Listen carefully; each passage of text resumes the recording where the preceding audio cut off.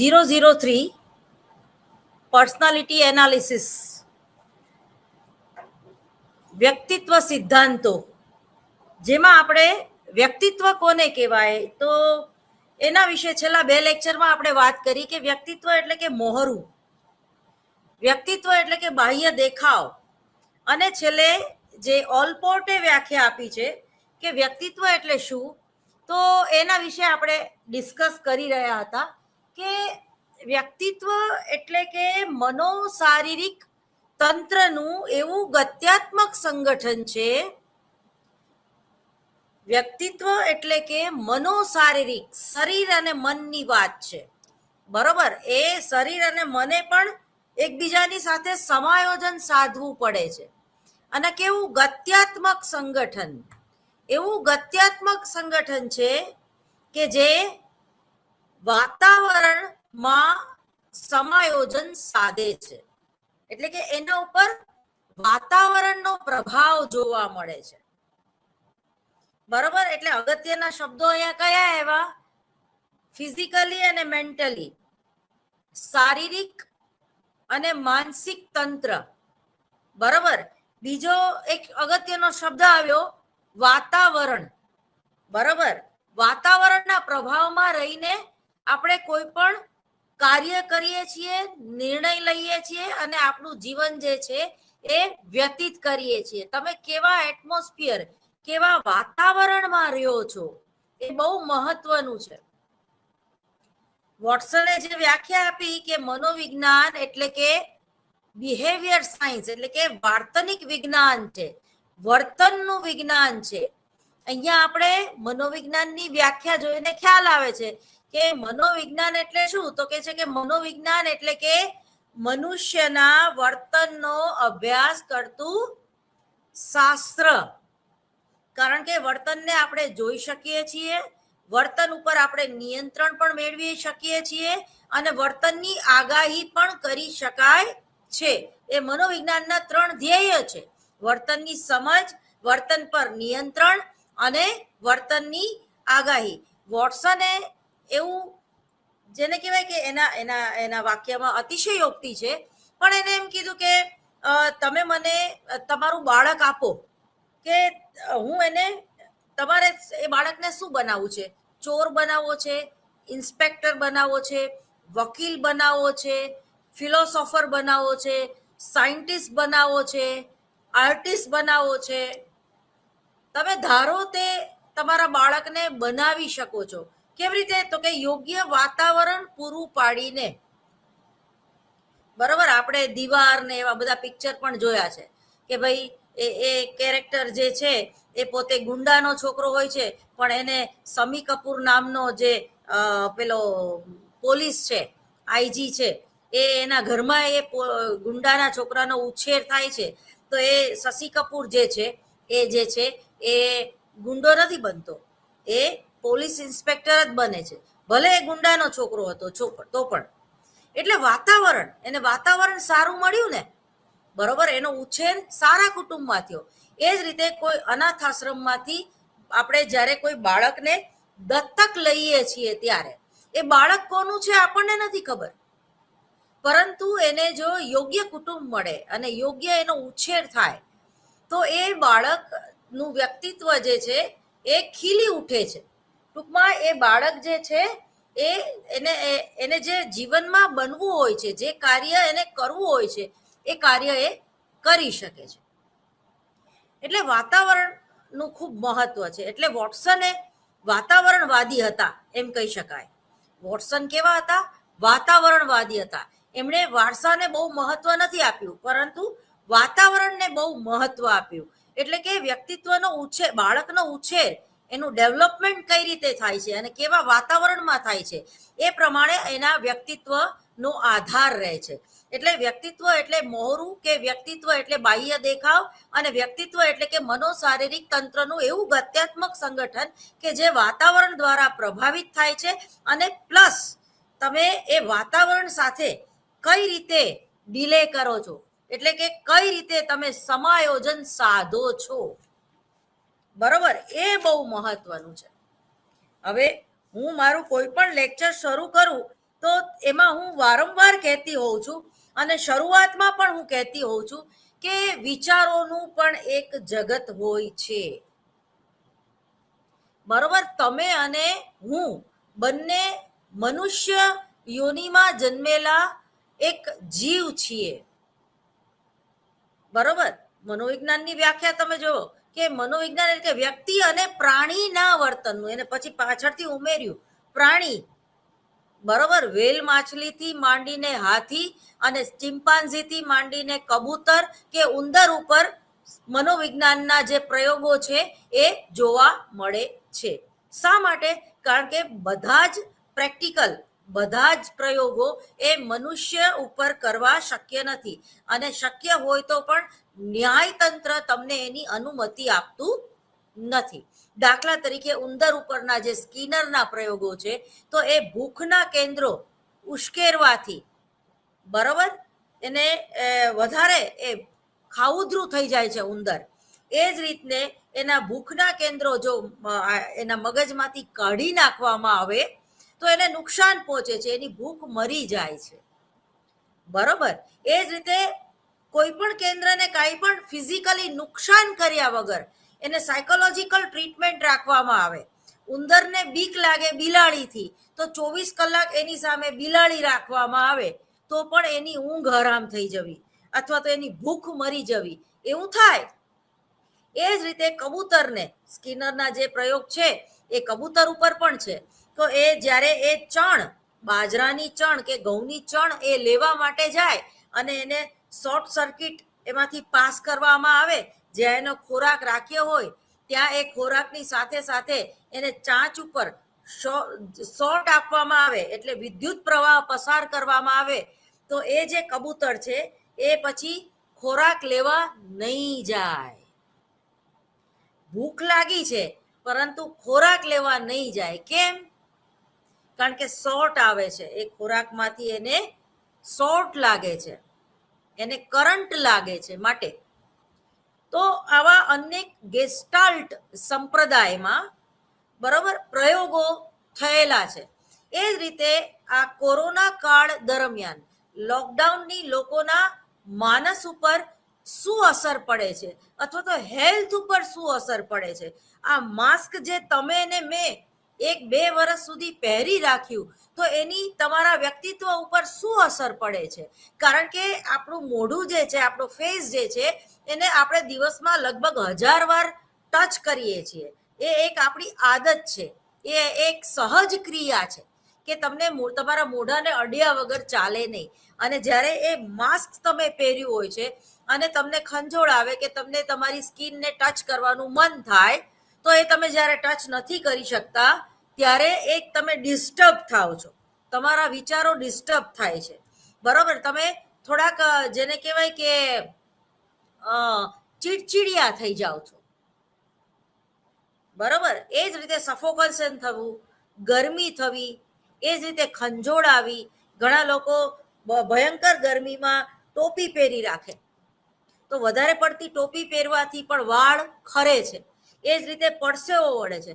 પરસેવામાં એટલે તમે જ્યારે સફોકેશન વાળા વાતાવરણમાં કામ કરો છો, તમે પરસેવે રેપઝેપ થઈ જાઓ અને એ જગ્યાએ ત્યારે તમારે ઓનલાઈન લેક્ચર લેવું પડે છે, ત્યારે એ તમે સારું પરફોર્મન્સ આપી શકતા નથી. હું આ એ કહેવા માંગુ છું કે વાતાવરણની કેટલી બધી અસર હોય છે આપણા વ્યક્તિત્વ ઉપર. બરોબર, તમે કોઈ ઠંડા પ્રદેશમાં રહેતા હોય, લંડન કે કેનેડા કે સ્વિટ્ઝરલેન્ડ કે ન્યુઝીલેન્ડ, બરોબર, અને ત્યાં તમે વિસ્કી કે દારૂ કે રમ પીવો તો એ તમને ફાયદાકારક છે, નુકસાન કરતા નથી.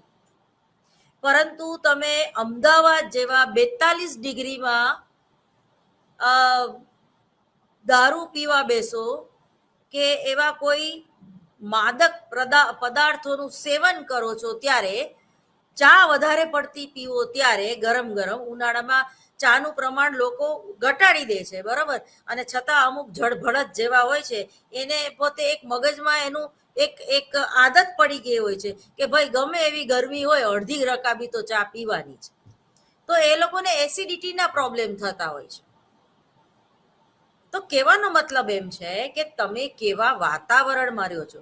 જો આ પૃથ્વીએ, આ કુદરતી જે સંપત્તિ છે આપણી, આ પૃથ્વી માતા આપણે કહીએ છીએ, તો એને જે 4 ઋતુ પ્રમાણે જુદા જુદા ફળ, ફ્રૂટ અને જુદા જુદા કઠોળ ખાવાની જે વાત છે, તો એ આપણા હેલ્થ એટલે કે આપણા શરીરને ફાયદો કરતા છે. દાખલા તરીકે અત્યારે ઉનાળામાં ઠંડા પીણાનું વપરાશ જે છે એ વધારે જોવા મળે છે. અથવા તો તમે રાત્રે ગોલો ખાવા જાઓ છો, આઈસ્ક્રીમ ખાવા જાઓ છો, કે લીંબુ શરબતનું સેવન વધારે કરો છો. અને તમે જુઓ કે ઉનાળામાં લોકો જ્યારે બહાર પાણીપુરી ખાય છે અથવા તો એવા કોઈ ગંદા વાસી ખોરાક ખાય છે, ફ્રીજમાં રાખેલો લોટ 2 દિવસ પછી એની રોટલી બનાવીને ખાય છે, તો એ ઝાડા ઉલટા ફૂડ પોઈઝન થઈ જાય છે. તો જ્યારે ઉનાળો આવે ત્યારે કોઈ પણ વસ્તુ જે છે એ જલ્દીથી બગડી જાય છે. એટલે તાજા ફળ અને તાજા ખોરાક લેવાની જે વાત છે, ખાસ કરીને ઉનાળામાં, તો એ આપણા શરીર માટે હિતકારી છે. અને એ 4 ઋતુ પ્રમાણે જે આપણે જીવવાનું છે, તો એ જીવવું જ જોઈએ. હોળીમાં આપણે ધાણી ખાઈએ છીએ, હોળાષ્ટક બેસે એટલે, બરોબર. આપણા દરેક તહેવારોની પાછળ એનું મહત્વ જળવાઈ રહેલું છે. અત્યારે આપણે કેરીની સિઝન છે, તો કેરીનું એ ફ્રૂટ ખાઈએ છીએ. બીજા બધા ફ્રૂટ જે છે એ ગૌણ છે, પણ આપણે કેરી તો ખાવી જ જોઈએ. ભલે તમને ડાયાબિટીસ હોય, પણ તમે એ ચીર કરીને ખાઓ, તમે એમાં ખાંડ નહીં નાખો, સૂંઠ ભભરાવીને ખાઓ, પણ ખાવી જોઈએ. કારણ કે ઋતુ પ્રમાણે જ્યારે તમે તમારું વર્તન કરો છો, ઋતુ પ્રમાણે જ્યારે તમે કોઈ ફૂડ ગ્રહણ કરો છો, ખાવાની પસંદગી કરો છો, તો એ તમારા હેલ્થ માટે, ફિઝિકલી અને મેન્ટલી, તમારા વ્યક્તિત્વ માટે એ ખૂબ ફાયદા કરતા હોય છે. બરોબર. એટલે મનોશારીરિક તંત્ર, તો મનોશારીરિક તંત્ર કોને કહેવામાં આવે છે? તો કે આ આપણું જે દેહ છે, આપણું જે શરીર છે, એને મનોશારીરિક તંત્ર એવું નામ આપવામાં આવે છે. બરોબર. તો વ્યક્તિ એક એવું તંત્ર છે જેમાં માનસિક તથા શારીરિક બંને પક્ષ હોય છે. આ તંત્ર એવા તત્વોનું એક એવી રચના છે કે જે એકબીજા સાથે આંતરક્રિયા કરે છે. બરાબર. મનને એવું હોય કે મારે પિક્ચર જોવા જવું છે, પણ માથું સખત દુખતું હોય, તો તમે પિક્ચર જોવા જવાનું કેન્સલ કરો છો. કારણ કે પહેલું સુખ તે જાતે નર્યા. તમને સખત માથું દુખતું હોય અને તમારો બોયફ્રેન્ડ, ગર્લફ્રેન્ડ કે તમારી ફ્રેન્ડ તમને પિક્ચર જોવા પરાણે લઈ જાય, તો એ પિક્ચર જોવામાં તમને મન લાગતું નથી. કારણ કે મન અને શરીર એકબીજાની સાથે આંતરક્રિયા કરે છે. બુદ્ધિ એક બાજુ રહી જાય છે. જો બુદ્ધિ અને મનમાં બહુ ડિફરન્સ છે. મન જે છે એ વાંદરા જેવું છે. મન જે છે એ ચંચળ છે. મન જે છે એને આદત પડી જાય છે, સારી અને ખરાબ બંને. જ્યારે બુદ્ધિ જે છે એ બહુ તટસ્થ છે. બુદ્ધિ એક જ વાર તમને સજેશન આપે છે કે ભાઈ તું ટ્રાફિક સેન્સમાં માન, અથવા તો હેલ્મેટ પહેર, અથવા તો રોંગ સાઈડથી તારું એક્ટિવા પસાર નહીં કર. ફાવે તો એ વખણાય છે, પરંતુ એકવાર જ્યારે તમે ખોટું કરવામાં સક્સેસ જાઓ છો, એટલે એ ખોટું કરવાનું તમને બીજી વાર મન થાય છે, અને બીજી વાર નહીં તો ત્રીજી વાર ગમે ત્યારે તમારો એક્સિડન્ટ થવાનું નક્કી છે. કારણ કે તમે ટ્રાફિક રૂલ્સનું પાલન કરતા નથી. આવું તમને તમારી બુદ્ધિ જે છે એ માત્ર એક જ વાર કહેશે, વારંવાર નહીં કે. પણ જ્યારે તમારી બુદ્ધિ ઉપર તમારા મનનો વિજય થાય છે, ત્યારે તમે દુઃખી થાવ છો, ત્યારે તમારો એક્સિડન્ટ થાય છે. જ્યારે તમે તમારા જે સંસ્કાર જે છે, તમને તમારું શરીર ના પાડે છે કે ભલે જલેબી ગાંઠિયા ભાવે, પરંતુ હવે આનેથી વધારે ન ખવાય, પરંતુ એ તમારી જીભનો સ્વાદ અને તમારું મન એમ કે છે કે ના, હવે રાજકોટ પાછું બીજી વાર ક્યારે આવવાનું થશે? રાજકોટના ગાંઠિયા તો આપણે 150 ગ્રામ કે 100 ગ્રામ તો ખાઈ જ જવા જોઈએ. અને એ જે તમે ખાઈ જાઓ છો, અને પછી વોલ્વોમાં બેસો અને પછી જે વારંવાર ટોયલેટ જવાની ઈચ્છા થાય અને પેટમાં ગુડગુડ ગુડગુડ ગુડગુડ ગુડગુડ થાય રાખે, તો એ જેને કહેવાય કે હાથના કૈરા હૈયે વાગ્યા. એટલું યાદ રાખવાનું હોય કે ભાઈ પેટ આપણું છે, બરાબર, પેટ પારકું નથી.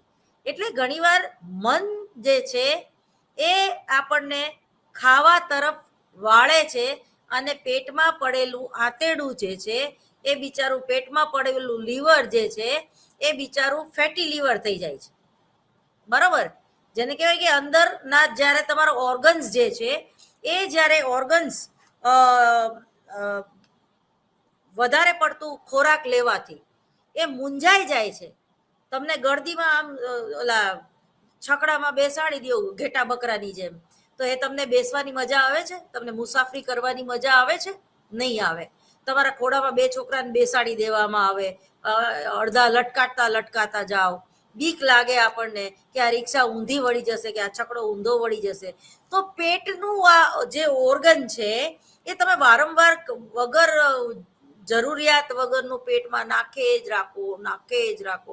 ઘણા લોકો પિક્ચર જોવા ન આવે, પોપકોર્ન ખાવા માટે આવે. હવે પોપકોર્ન ખરેખર પચવા બહુ મુશ્કેલ છે.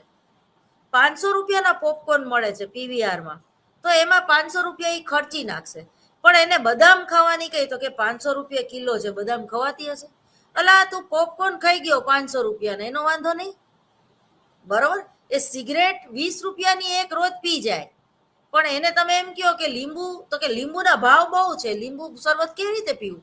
અલા પણ તું સિગરેટ રોજની 40 રૂપિયાની પી જાસ, એનો વાંધો નહીં.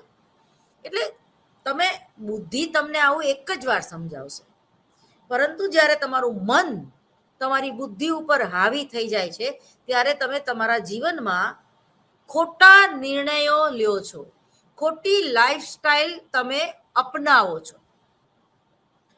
આપણા સનાતન ધર્મમાં, આપણા ઋગ્વેદમાં, આપણા સામવેદમાં, આપણા યજુર્વેદમાં, ખાસ કરીને યજુર્વેદ જીવન જીવતા શીખવાડે છે આપણને.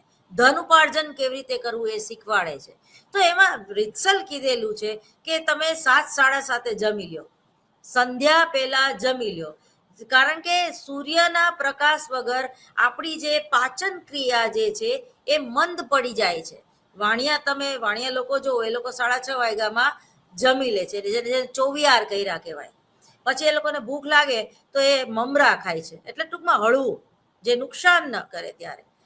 જ્યારે આપણને તો રાત્રે 12 વાગે દાલ વડા ખાવા જવાનું મન થાય છે, બરોબર. હોસ્પિટલ છે પેલી, ત્યાં આખી રાત ચાની લારી ચાલુ હોય. માણેક ચોકમાં તમે જુઓ તો હવે ત્યાં જે પાઇનેપલની સેન્ડવિચ તમને ખવડાવે છે, ક્યાંય મેળ આવે? પણ ના, નવું નામ સાંભળ્યું એટલે ખાવું. પાઉંભાજી નકરી તેલ વાળી. હવે એ તેલ કેવું હોય છે ખબર છે? આપણે જે હનુમાનજીને ચડાવીને એ તેલ જે છે એને ઉકાળવામાં આવે છે અને એને ગાળવામાં આવે છે, અને એ તેલ જે છે એ જે મંદિરના પૂજારીઓ હોય છે એ આ કરિયાણા વાળા, બધા જે મીઠાઈ વાળા હોય એને વેચી મારે છે, બરોબર. આપણે રાત્રે રોજ માણેક ચોકમાં પાઉંભાજી ખાવા જતા હોય તો માણેક ચોક વાળા એ સિંદૂર વાળું તેલ જે છે એનો યુઝ કરતા હોય છે. અને સિંદૂર વાળું તેલ જે છે એનો ગુણધર્મ શું છે તો કે તમારું ગળું જે છે એ બેસાડી દે, ગળું ખરાબ કરી નાખે. એટલે ખાસ કરીને મારા વાલા ભાઈ બહેનો, જે ગાયક કલાકાર જે છે એ લોકોએ ક્યારેય માણેક ચોકમાં જેને કહેવાય કે કોઈ પણ જાતનું ખાવું નહીં. માણેક ચોકની ખાલી વાત નથી કરતી, પણ ખાસ કરીને જ્યાં આવું જલેબી ગાંઠિયા, ગાંઠિયા રથ, બધી જગ્યાએ ગાંઠિયા રથ, બધી જગ્યાએ રજવાડી ચા, બધી જગ્યાએ ખેતલા આપવાની ચા. અરે ભાઈ, ઘરે જઈને પીવો ને તો ટૂંકમાં અનિવાર્ય સંજોગોમાં બરોબર છે. એટલે શરીર અને મન જે છે, શરીર એ એકબીજાની સાથે ટૂંકમાં આંતરક્રિયા કરે છે, બરોબર. આ તંત્રના મુખ્ય તત્વ લક્ષણ આવેગ, આદત, જ્ઞાન શક્તિ, સ્વભાવ, ચારિત્ર, પ્રેરણા વગેરે છે. આ બધા જ ગુણ એ માનસિક છે, પણ તેનો આધાર છે એ શારીરિક અથવા તો ગ્રંથિ તંત્ર અને ચેતાતંત્ર ઉપર રહેલો છે. આમ વ્યક્તિત્વ આ બંને તંત્રોનું મિશ્રણ છે. શું સમજ્યા?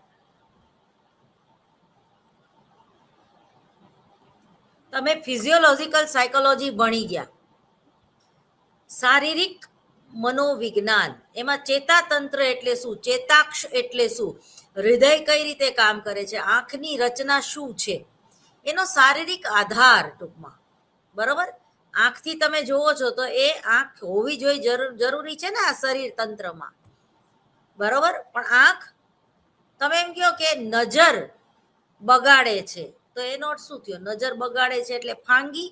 ના, એટલે ફાંગી નહીં, પરંતુ કોઈની સામે ખરાબ દ્રષ્ટિથી જોવું, એને નજર બગાડી કહેવાય.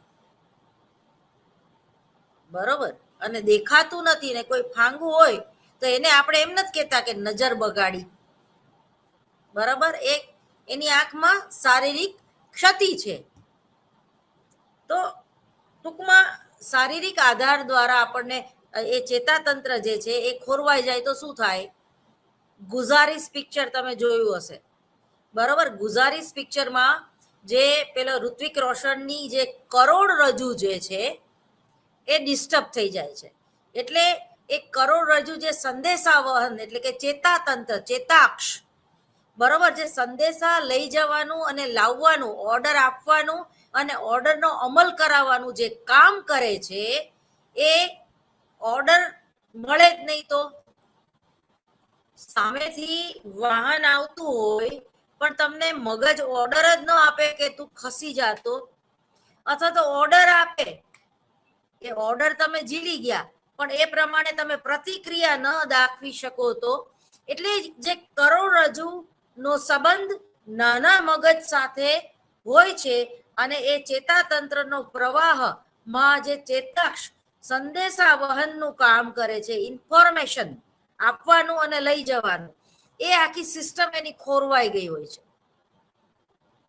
એટલે એ પોતાને માની લો કે ગાલ ઉપર માખી બેસે તો એને ખબર પડે છે કે મારા ગાલ ઉપર માખી બેસી, પણ એ ઉડાડી નહીં શકે,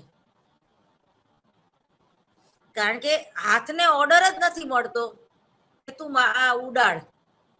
એટલે તમારા શરીરમાં, આખા શરીરમાં એક એક અંગનું મહત્વ છે.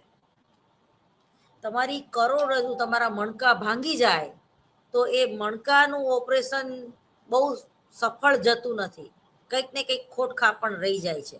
અને જ્યારે મણકા તમારા ડિસ્ટર્બ થાય છે ત્યારે, અથવા આપણે ઘણાને બોલતા સાંભળીએ છીએ કે બાથરૂમમાં લપટી ગયા અને ગાદી ખસી ગઈ, તો એ ગાદી જે છે એ જે છેલ્લો મણકો છે આપણો, બરાબર, આપણો જે છેલ્લો મણકો છે એ ડિસ્ટર્બ થઈ જવો, અથવા તો જ્યાં એ લિક્વિડ જેવું આવેલું હોય છે એ ગાદીમાં, એ ગાદી ખસી જવી.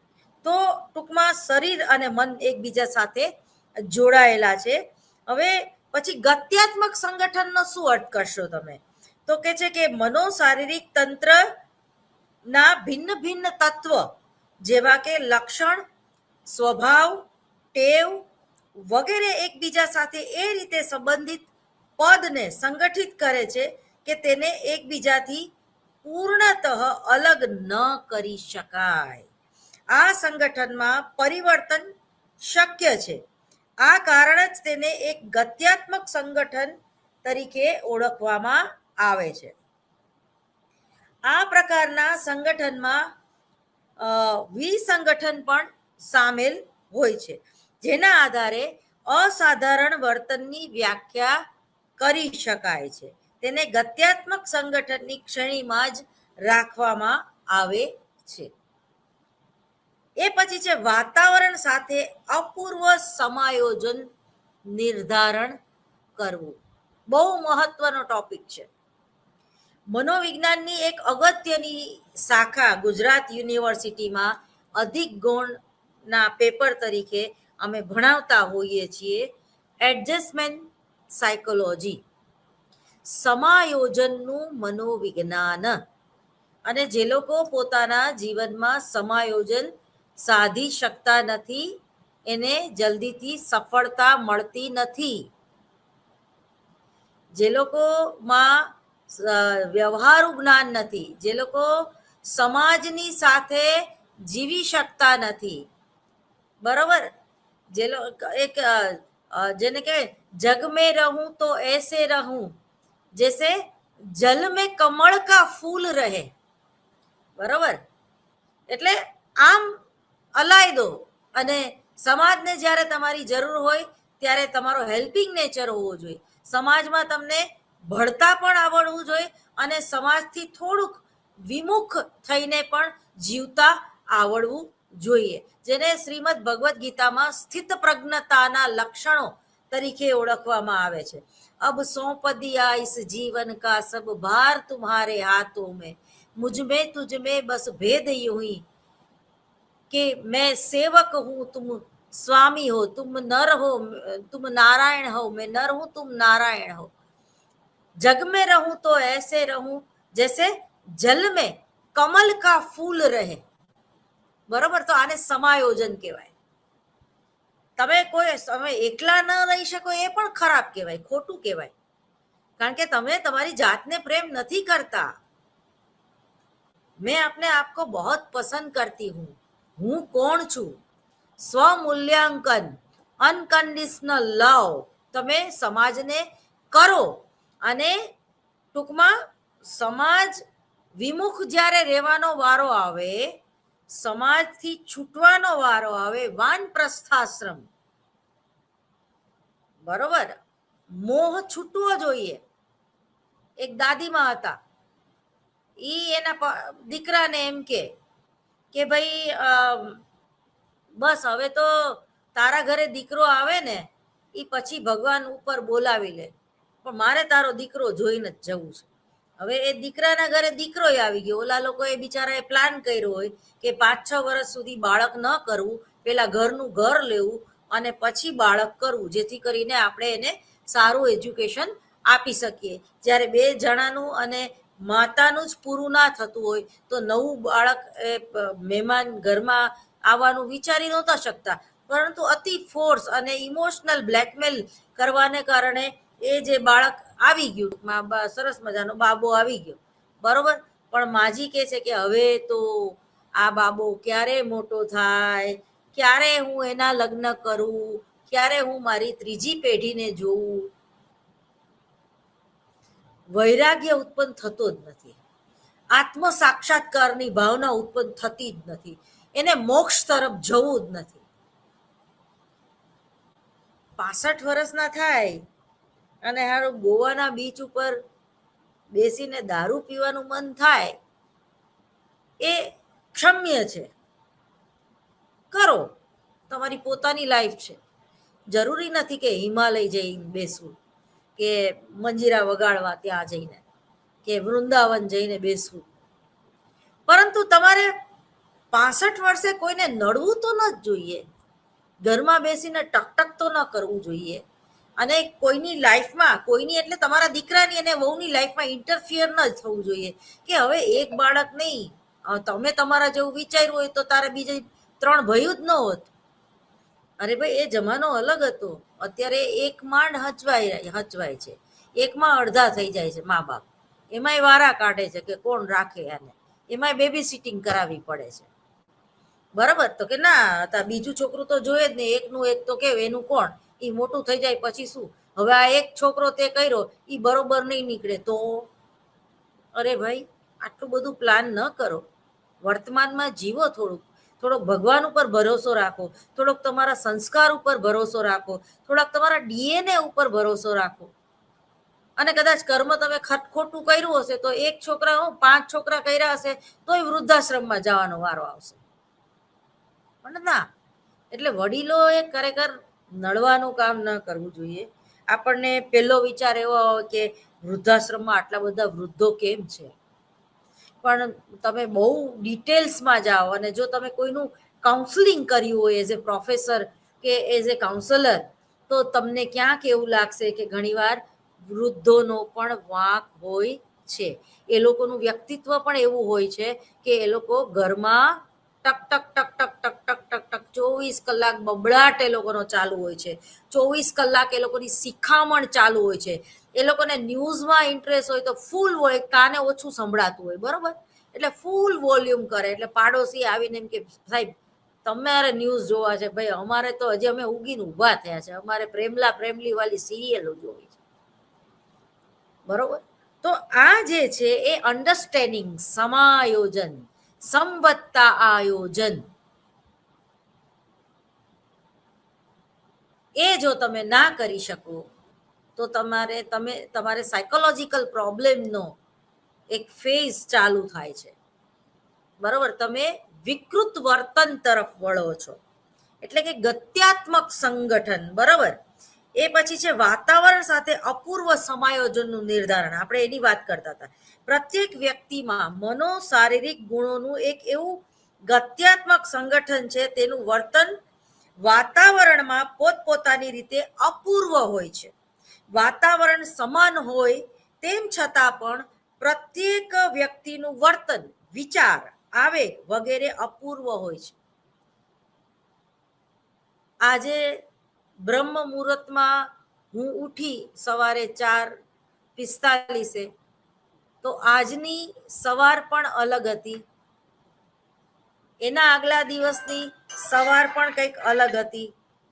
તો ટૂંકમાં જે રીતે ગુલાબનું ખીલવું, તો એમાં પણ એક સરખું ગુલાબ ખીલતું નથી, ભલે એને એક જ માટીના કુંડામાં વાવવામાં આવે. તો એવી રીતે વ્યક્તિગત તફાવત હોય છે. બરોબર. કોઈ એક સવારમાં ઝાકળનું બિંદુ જે છે એ આજે આપણે મૂડમાં છીએ તો એ ગમ્યું, અને એ જ તમને જ્યારે તમે મૂડ ના હોય ને તમે પ્રેમમાં જ્યારે નિષ્ફળ જાઓ ત્યારે એ જ વરસાદ તમને નથી ગમતો. બરોબર. ત્યારે તમને કંઈક જુદા પ્રકારની શાયરી યાદ આવે કે જ્યારે તું અને હું એકબીજાના પ્રેમરૂપી વરસાદમાં ભીંજાતા હતા, ત્યારે મને ક્યાં ખબર હતી કે તે રેનકોટ પહેર્યો છે. તો કહેવાનો મતલબ એમ છે કે વાતાવરણ સાથે જે લોકો સમાયોજન સાધી શકતા નથી, એ લોકો ફરિયાદોનું પોટલું લઈને માથે ફર્યા કરે છે, અને અંતે એ લોકોનું જે બિહેવિયર હોય છે એ વિકૃતિ તરફ વળે છે, કુસમાયોજન તરફ વળે છે. મેં તમને કીધું ને કે વિચારોનું પણ એક જગત હોય છે, અને કોઈ પણ વ્યક્તિ એ પૂર્ણ નથી, એનામાં કંઈક ને કંઈક ખૂબી અને કંઈક ને કંઈક ખામી હોવાનું.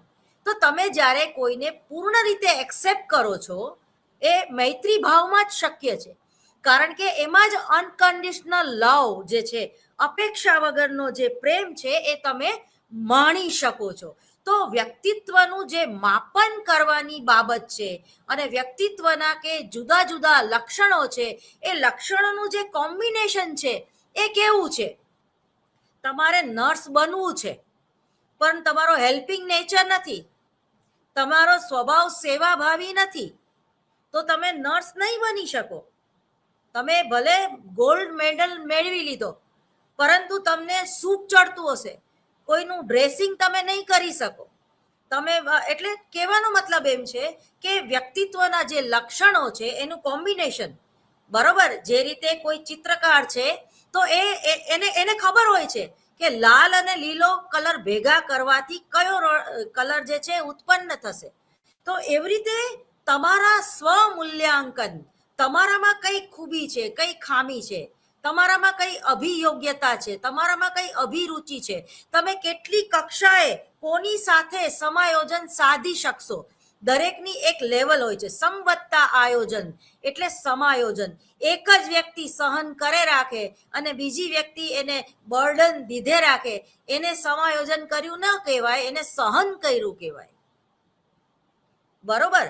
તો જેને પોતાની એકલતાને, પોતાના એકાંતને માણતા આવડે, તો એ વધારે સમાયોજિત છે. તો ગત્યાત્મક સંગઠન, એ જ રીતે વાતાવરણ સાથે અપૂર્વ સમાયોજનનું જે નિર્ધારણ કરવાની વાત છે, તો વાતાવરણ સાથે સમાયોજન સાધવાની સત્તા પણ પ્રત્યેક વ્યક્તિમાં અલગ અલગ હોય છે. ઘણી વખત વાતાવરણ વ્યક્તિને સાથે અનુકૂલન સાધવું પડતું હોય છે. દરેક વ્યક્તિએ તમારે બહિષ્કાર કરવાની જરૂર નથી. દાખલા તરીકે જ્યાં તમે નોકરી કરો છો ત્યાં, તો તમારે તમારા મનને મનાવી લેવું પડે છે કે ભાઈ મારે અહીંયા 1 કલાક કાઢવાની છે, તો 1 કલાક અહીંયા નથી એટલી બધી સગવડતા, તો વાંધો નહીં, 1 કલાક હું ગરમી સહન કરી લઈશ.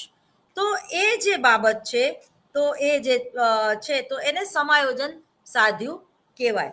એ જ રીતે પ્રત્યેક વ્યક્તિ જે છે એ અપ્રતિમાન, બેજોડ અથવા તો અપૂર્વ યુનિક પર્સનાલિટી છે. તો તમે જો કોઈ બે વ્યક્તિ એક સરખી હોય છે ખરી? સગા બે એકદળ જોડિયા બાળકો હોય કે દ્વિદળ જોડિયા બાળકો હોય, દેખાવમાં ભલે આપણે એને સરખા દેખાતા હોય, પરંતુ એને ધારીને જોવો તો તમને એ ડિફરન્સ દેખાય. એના માતા પિતા એને તરત ઓળખી જાય કે આ મોસમ છે ને આ મલ્લિકા છે. પરંતુ આપણે એના સંપર્કમાં ન હોય અને આપણે એને વારંવાર મળવાનું ન થતું હોય, તો આપણે એ કઈ મોસમ ને કઈ મલ્લિકા એ આપણને ખબર પડતી નથી. પરંતુ સ્વભાવ અને લક્ષણો અને થોડુંક એમાં ડિફરન્સ હોય છે. તો તમે એ તમારે ધારીને નિરીક્ષણ કરવું પડે તો તમને ખબર પડે.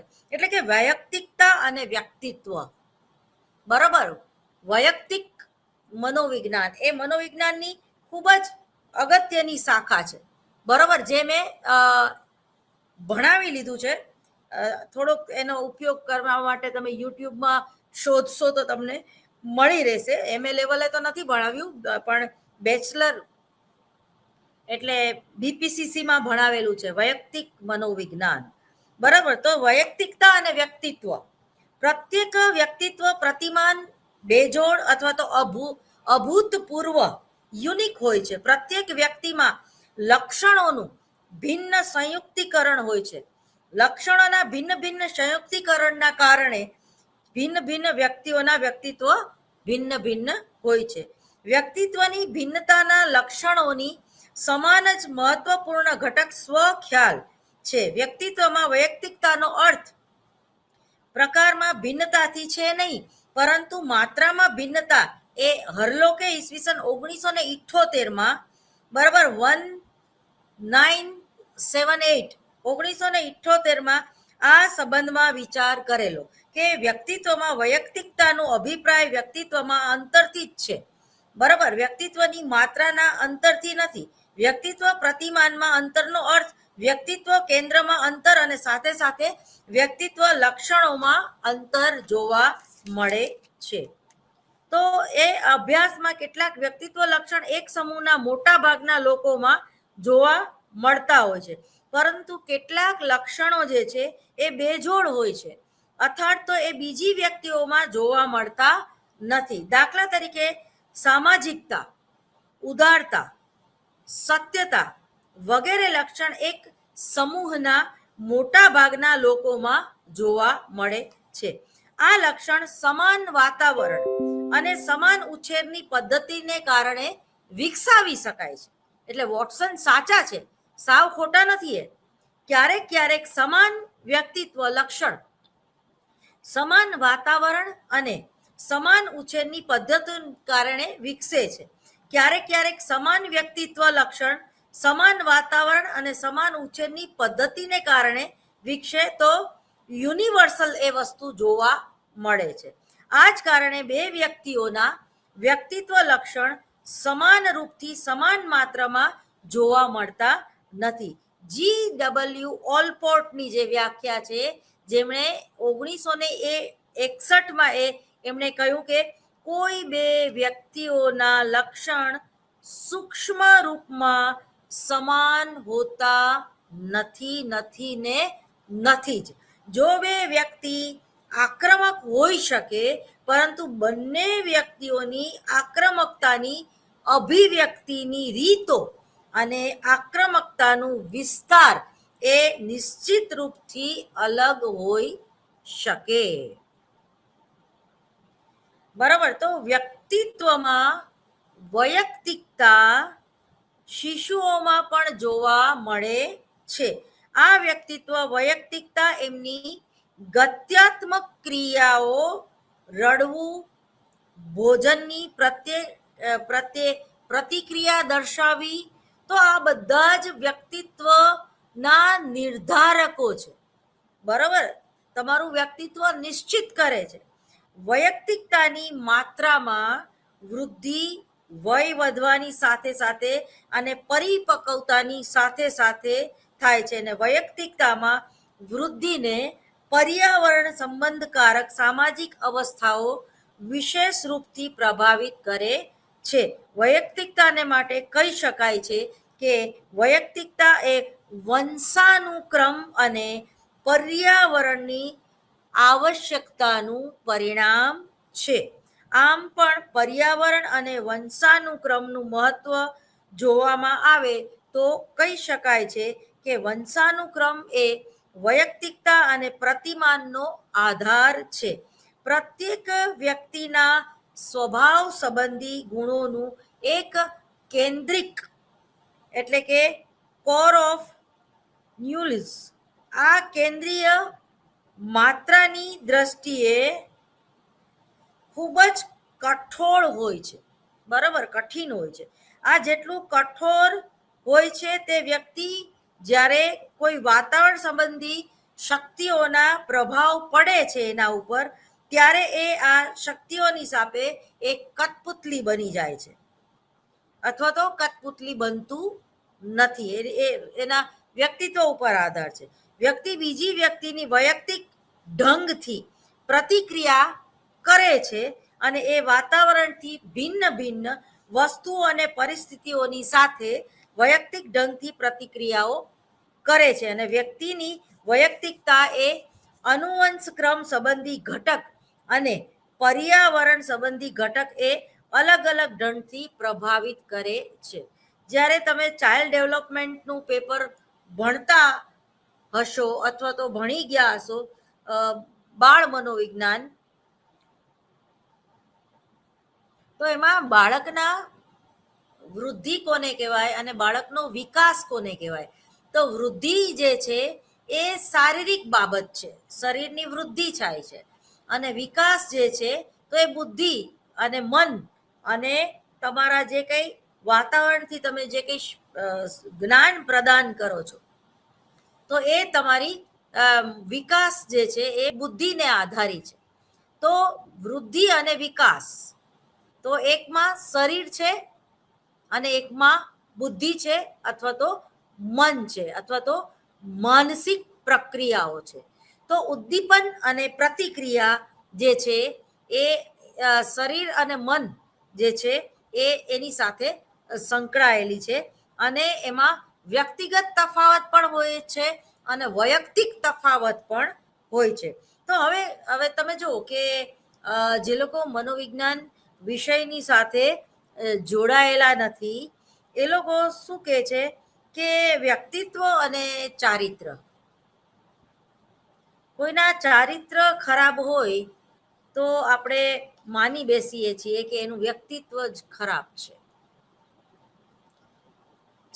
ખાસ કરીને આપણી પૂર્વની સંસ્કૃતિ, આખો ઓલ ઓવર એશિયા આવી ગયો એમાં, તો એમાં એક એવું છે કે જે વ્હાઇટ કોલર જોબ હોય, તમે પ્રોફેસર હોય, તમે પ્રાઇમ મિનિસ્ટર હોય, તમે કોઈ નેતા હોય કે તમે સીએમ હોય કે તમે પીએમ હોય કે ટૂંકમાં તમે સત્તા સ્થાને બેઠેલા હોય, લોકો તમને ઓળખતા હોય, તમે જાહેર ક્ષેત્રમાં કામ કરતા હોય, ત્યારે તમારી પર્સનલ લાઈફમાં પણ લોકોને બહુ રસ પડે છે. તમે કેટલી વાર લગ્ન કર્યા, તમારું કેટલી વાર બ્રેકઅપ થયું, બરાબર, તમે કોની સાથે અનૈતિક સંબંધો ધરાવો છો, અથવા તો તમારી પત્નીએ તમારા ઉપર કોર્ટ કેસ કર્યો, પછી શશી થરૂર, બરાબર, કોઈના નામ ન લેવા જોઈએ, તો એની આખી જે છે એ જે સત્તા સ્થાને છે એ એક આખી એની ઇમ્પ્રેશન જે છે એ ખરડાય છે. દાખલા તરીકે આપણે એક એવી ફ્રેમ બાંધી લીધી છે કે દેશનો નેતા તો આવો જ હોવો જોઈએ, દેશનો નેતા તો મોદી સાહેબ જેવો જ હોવો જોઈએ. મોદી સાહેબ જો પોતાની બોડી લેંગ્વેજ ઉપર કેટલો એને કમાન્ડ છે, ક્યાંય વધારે પડતું ઓવર એક્ટિંગ નથી કરતા શાહરૂખ ખાનની જેમ, કારણ કે એ આ દેશનો નેતા છે, આ દેશનો એ વડાપ્રધાન છે, એને લોકો જોવે છે, એનું લોકો અનુકરણ કરે છે. લોકો એને જાહેરમાં પૂછે કે સાહેબ તમે તમારો દરજી કોણ છે, તમે ક્યાંથી કપડાં ખરીદો છો, તો એ જલ્દીથી જવાબ નહીં આવે. એ લાઇટ મૂડમાં કે હમ તો ઝોલા લેકે આએ, ઝોલા લેકે જાએંગે વગેરે વગેરે લાંબી લાંબી વાત કરી છેલ્લે જે કહેવાનું હોય તો એ કે જ નહીં. તો કહેવાનો મતલબ એમ છે કે કરિશ્માવર્તી નેતા, એક ચુંબકીય અસર એનામાં જોવા મળે છે, એના વ્યક્તિત્વમાં, એની ભાષા ઉપરનો કમાન્ડ. એ શું બોલે છે એ 10 વાર વિચારીને બોલશે. એ તમે જો ક્યારેય જોઈને વાંચીને બોલતા નથી, તો એની યાદ શક્તિ કેવી પાવરફુલ હશે. ઘણા એવા નેતાઓ જે છે એને ભાષણ તૈયાર કરીને કોક આપે ત્યારે એ બોલે. જાહેરમાં મારે કોઈના નામ નથી લેવા, પણ એ ખબર જ છે. અને ઘણા નેતા તો એવા પણ આપણે જોયા છે આપણા વડાપ્રધાન તરીકે, તમને એમ થાય કે આ મૂંગા બેરા હશે, કઈ બોલે જ નહીં, મગનું નામ મરી જ ન પાડે. હોય બહુ હોશિયાર, પરંતુ એની હોશિયારી એને પ્રદર્શિત કરતા ન આવડે. બરોબર? તો તમે કઈ રીતે બોલો છો, તમે કઈ રીતે તમારી બોડી લેંગ્વેજનો ઉપયોગ કરો છો, તમારે ક્યાં કેટલું બોલવું જોઈએ. બરોબર? તમે પ્રોટોકોલ તમારે જાળવવાનો છે, આ દેશની સંસ્કૃતિનો, આ દેશની સભ્યતાનો, આ દેશની પરંપરાનો. બરોબર? આપણે કયા ગુજરાતનો નેતા કેવો હોય, તો કે મોદી સાહેબ જેવો જોઈએ. બરોબર? તો આપણે બિચારાને પેલાને જે સામેની પાર્ટીનો જે નેતા છે એને આપણે પપ્પુ કહીએ છીએ બિચારાને. ઘણી વાર તો આપણે એનું નામે ભૂલી જઈએ, પેલા પપ્પુ યાદ આવે પછી રાહુલ ગાંધી યાદ આવે. તો કહેવાનો મતલબ એમ છે એ પ્રચાર અથવા તો ઇલેક્ટ્રોનિક મીડિયા માધ્યમનો એક પ્રભાવ છે. બરોબર? કારણ કે એ પણ જેવો તેવો નથી, ઓક્સફોર્ડ યુનિવર્સિટીમાં ભણેલો માણસ છે. પરંતુ સંસ્કૃતિની અસર, એ ભારતના વાતાવરણમાં બિચારો રહ્યો જ નથી. હવે મારી મચડીને એની મમ્મીએ એને પોલિટિક્સમાં જ નાખવો છે, અને પોલિટિક્સમાં એને રસ નથી બિચારાને. અને રસ છે તો એને આવડતું નથી, ભાષા ઉપરનો કમાન્ડ નથી, ગમે ત્યારે ગમે તે કંઈક જુદું જ બોલી જાય છે. બરોબર? મને અત્યારે એક સાબુદ્દીન રાઠોડનો એક જોક્સ યાદ આવે છે. સાબુદ્દીન રાઠોડને એક મેન્ટલ હોસ્પિટલના મેનેજરે આમંત્રણ આપ્યું કે ભાઈ તમે અમારા વિદાય સમારંભમાં પધારો, અને અતિથિ વિશેષ તરીકે અમે તમને આમંત્રિત કરીએ છીએ. એટલે સાબુદ્દીન રાઠોડ તો હાસ્ય કલાકાર, એને એમ કે જે મારો પ્રચાર થયો એ લોકો મને જોવે અતિથિ વિશેષ તરીકે. એટલે એ તો ગયા મેન્ટલ હોસ્પિટલમાં. એટલે પટાવાળાને પૂછ્યું કે ભાઈ આ મને પત્ર આવ્યો છે, તમારી સંસ્થાએ લખ્યો છે, મને અહીંયા અતિથિ વિશેષ તરીકે બોલાવવામાં આવ્યો છે. એટલે પટાવાળાએ કીધું, વાત તમારી સાચી, આ પત્ર તમને લખ્યો છે તો તમને અતિથિ વિશેષ તરીકે બોલાવવાનો ક્યાંક કાર્યક્રમ તો હશે, ચાલો હું તમને શોધી દઉં. એમ કરીને એ પટાવાળો જ્યાં પેલું સ્ટેજ હતું ત્યાં એને મૂકી ગયો, તો ખરેખર કોઈ હતું નહીં. એટલે એ પોતે એકલા જ હતા. એટલે પટાવાળો મેનેજરને બોલાવા ગયો કે ભાઈ કોઈ સાબુદ્દીન રાઠોડ કરીને આવ્યા છે, અને એ એવું કહે છે કે આજે કંઈક વિદાય સમારંભ છે ને એમને અતિથિ વિશેષ તરીકે બોલાવવામાં આવ્યા છે. તો કે હા હા હા, કે એ પ્રોગ્રામ હવે આપણે શરૂ કરવા જઈ રહ્યા છીએ. એમ કરીને માંડ પ્રેક્ષકો તરીકે સામે બધા પાગલ કે મેન્ટલ લોકોને ગોઠવી દેવામાં આવ્યા, અને પછી એમને સ્ટેજ ઉપર બેસાડવામાં આવ્યા. એટલે પછી એમને જાણવાની ઈચ્છા થઈ કે ભાઈ આ બધાને સર્ટિફિકેટ મારે આપવાના છે, તો એ શેના સર્ટિફિકેટ આપવાના છે, તો કે આ બધા એમ કે 3-4 મહિનાથી, કોક 1 વર્ષથી, કોક 5 વર્ષથી જે પાગલ હતા, અને હવે એ લોકો પાગલ નથી રહ્યા. અહીંયા એ લોકો રહ્યા મેન્ટલ હોસ્પિટલમાં અને ટ્રીટમેન્ટ લીધી ને હવે એ લોકો સાજા થઈ ગયા છે. એટલે એ ટૂંકમાં સ્વસ્થ છે, સ્વસ્થ વ્યક્તિત્વ ધરાવે છે, એવું આ સર્ટિફિકેટ છે. અને એ સર્ટિફિકેટ તમારે એ લોકોને આપવાનું છે. એટલે સાબુદ્દીન રાઠોડ કે બરોબર છે. એટલે પછી સાબુદ્દીન રાઠોડે બધા જ જે મેન્ટલ હતા અને એ પછી સાજા થઈ ગયેલા મેન્ટલ હતા એને એ સર્ટિફિકેટ આપ્યા અને બધાની આને ફોટા પડાવ્યા. પછી જે મેઇન ડોક્ટર હતા, મેનેજર હતા, જે ટ્રસ્ટી હતા મેન્ટલ હોસ્પિટલના, એણે સાબુદ્દીન રાઠોડને કીધું કે હવે 2 શબ્દ તમે કંઈક બોલો. એટલે સાબુદ્દીન રાઠોડ કીધું કે ભાઈ નમસ્કાર, મને એમ કે આવી રીતે બ્લા બ્લા બ્લા બોલાવવામાં આવ્યો અને હું સાબુદ્દીન રાઠોડ છું, પોતાની ઓળખાણ આપી. તો એક ગાંડો જે છે એ સાજો થઈ ગયો હતો, એટલે એ હૈસો. એટલે એ હૈસો એટલે સાબુદ્દીન રાઠોડે પૂછ્યું કે તમે કેમ હસો છો? તો કે સાહેબ 3 મહિના લાગે છે. તો કે શેના? તો કે સાજા થવાના. તો કે એટલે હું કઈ સમજો નહીં સાબુદ્દીન રાઠોડ કે. તો કે હું અહીંયા શરૂઆતમાં આવ્યો ને 3 મહિના પહેલા, તો હું એમ કહેતો હતો કે હું સાબુદ્દીન રાઠોડ છું. બરોબર, 3 મહિના થાય છે ખાલી. 3 મહિના તમે અહીંયા રહેશો ને એટલે તમે એમ કહેશો કે હું સાબુદ્દીન રાઠોડ નથી, હું તો ફલાણા રમેશભાઈ છું, કે નોકડાભાઈ છું, પૂછડાભાઈ છું. એટલે ઘણીવાર એક આવું તિખળ થતું હોય છે. ચારિત્ર, વ્યક્તિત્વ અને ચારિત્રમાં શું ફેર? એ એક સિક્કાની 2 બાજુ છે. પણ ચારિત્ર એટલે વ્યક્તિત્વ નહીં અને વ્યક્તિત્વ એટલે ચારિત્ર નહીં. બરોબર, કેટલાક લોકો ક્યારેક વ્યક્તિત્વને ચારિત્ર અને ચારિત્રને વ્યક્તિત્વ સમજી લે છે. વ્યક્તિત્વ અને ચારિત્ર એકબીજાના પર્યાયવાચી નથી, એકબીજાના ઓપ્શનમાં આપણે કહી ન શકીએ. નેહાને નેહા જ કહેવાય, નેહાને રમીલા ન કહેવાય.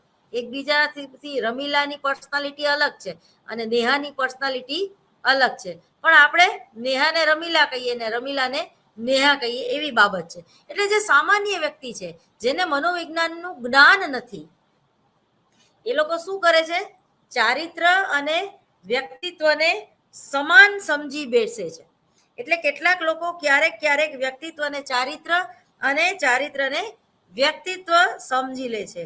ચારિત્ર એકબીજાના પર્યાયવાચી નથી.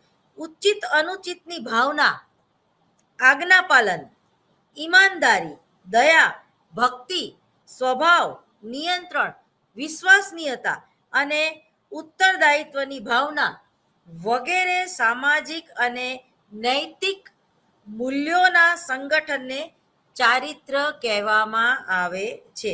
જે વ્યક્તિના વ્યક્તિત્વને નો જે નૈતિક પક્ષ જે છે એનું સૂચન કરે છે. દાખલા તરીકે ચાચા નહેરુ, એમનો ઉછેર આખી પશ્ચિમી સંસ્કૃતિની ઢબથી થયેલો. એ પોતાના કોટમાં અહીંયા કાયમ એક ગુલાબનું ફૂલ રાખતા. તો ઘણા લોકો એની ટીકા પણ કરતા કે ભાઈ હવે એ તો વડાપ્રધાન છે, એને તો સાદગી અનુસરવી જોઈએ, એ ગુલાબનું ફૂલ કેમ રાખે છે? બરાબર ને, કાયમ કોટ ટાઈ સફેદ કલરનો. એટલે એક ઝાંઝરમાન વ્યક્તિત્વ હતું એમનું. પરંતુ એ સિગરેટ પણ પીતા, એ પોતાના કપડાં એ ફોરેન દોડાવતા. એ જ રીતે એમને ઘણી બધી ગર્લફ્રેન્ડ હતી, ઘણા બધાની ટૂંકમાં એ પ્રેમમાં પડેલા, એ એરોસ્ટ્રેસના પ્રેમમાં પણ પડેલા. તો ટૂંકમાં એવું શાસ્ત્ર, એવો ઇતિહાસ કે છે. હું કે તમે જોવા નથી ગયા એવું ન પણ હોય, એટલે 100% હું આ વાત સાચી ન માનતી હોઉં, પણ કહેવાનો મતલબ એમ છે. તો એ ચારિત્ર એનું ખરાબ છે, પણ એને આ દેશ માટે બહુ સેવા કરી. જે તે સમયે નહેરુનું જે શાસન હતું એમાં ભારતને આગળ લાવવાની વાત પણ છે. એ જ રીતે ઇન્દિરા ગાંધી, એમણે પોતાના વડાપ્રધાન પદને એની પોતાની નૈતિક જવાબદારી નિભાવવા માટે એને પોતાની પર્સનલ લાઈફ જે છે એ હોમી દીધી. એમનું લગ્ન જીવન જે છે એ ડિસ્ટર્બ થઈ ગયું. એ પોતાના પતિની સાથે પત્નીની જેમ રહી ન શક્યા, કારણ કે એના માટે સમય જોઈએ. તો જે જાહેર જીવનના ક્ષેત્ર ઉપર બેઠેલા નેતાઓ છે કે કલાકારો છે, તો એનું તમે જો સોશિયલ મીડિયામાં કંઈક ને કંઈક પોસ્ટ આવતી હોય કે ભાઈ કરીના કપૂર જે છે એ સૈફ અલી ખાન કરતા 30 વર્ષ નાની છે, અથવા તો સૈફ અલી ખાનના આ ત્રીજા લગ્ન છે અને બીજી 4 છોકરીઓ હારે લફરું હતું એ તો અલગ. એ જ રીતે મલાઈકા, તો એને પોતાના પતિના ઘરે વાત કરી કે પોતાના છોકરાને મળી હોય કે જીમ જઈને આવતી હોય, અથવા તો એને પેલો કોણ જાડ્યો આનો શ્રી નામ ભૂલી ગઈ, તો ફલાણી જગ્યાએ ફરનાર મળ્યા વગેરે વગેરે.